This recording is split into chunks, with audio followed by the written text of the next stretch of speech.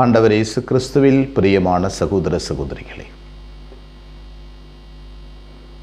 ஜெபிக்கின்ற போது, தர்மம் செய்கின்ற போது, நோன்பு இருக்கின்ற போது, இவை அனைத்தும் ஒருவருடைய உடலை ஒருத்து இறைவனிடம் நட்பு பாராட்டுதல். பல நேரங்களில் இவைகளை வைத்து கொண்டு மனிதர்கள் சமுதாயத்தில் பெருமை தேடிக்கொள்வதும், சமுதாயத்தினுடைய மனிதர்கள் தங்களை மதிக்க வேண்டும் என்பதும், யூத சமுதாயத்திலும் ஏன் எங்கெங்கெல்லாம் கடவுளின் பக்தி நிறைய இருக்கிறதோ அங்கெல்லாம் இந்த தவறுதலான பழக்க வழக்கங்கள் மனிதரிடையே காண கிடைக்கின்றன. எப்போதும் கடவுளை அதிகமாக நம்புகின்ற,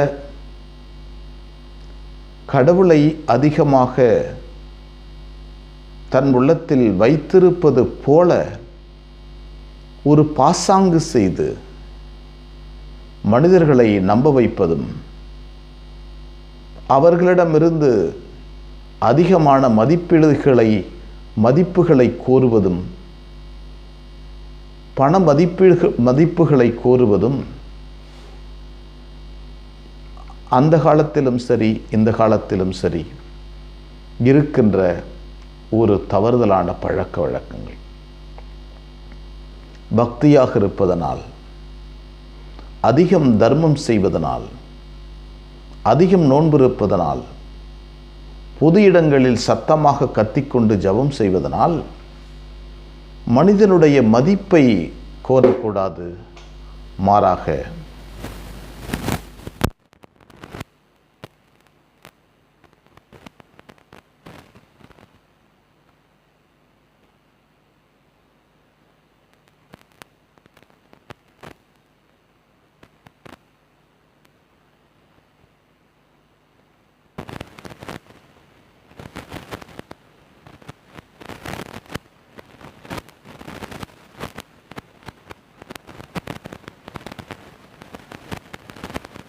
கடவுளிடமிருந்து எதையும் பெற்றுக்கொள்ள முடியாது.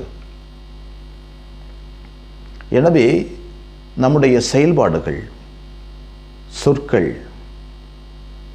பிறரன்பு சேவைகள், நம்மை உறுத்து நோன்பிருப்பதிலும் ஜெபம் செய்தலும் பிறர் பார்க்கக்கூடாது என்பதற்காக அல்ல, பிறருடைய மதிப்பை கூறுகின்ற அளவில் அவைகள் இருக்கக்கூடாது. மாறாக இவை அனைத்தும் கடவுளின் நட்பை நாம் வாழ்வில் பெற்றுக்கொள்ளக்கூடும், பெற்றுக்கொள்ள வேண்டும் என்பதுதான். எனவே நாம் செய்கின்ற எல்லா பக்தி முயற்சிகளும் கடவுளோடு இருக்கின்ற நட்பை அதிகமாக்கிக் கொள்ள ஒவ்வொரு நாளும் நம்மையே உருவாக்கிக் கொள்வோம். எங்களை நேசிக்கின்ற விண்ணகத் தந்தையே, உம்மை போற்றுகிறோம். இந்த நாளுக்காக நன்றி சொல்கிறோம்.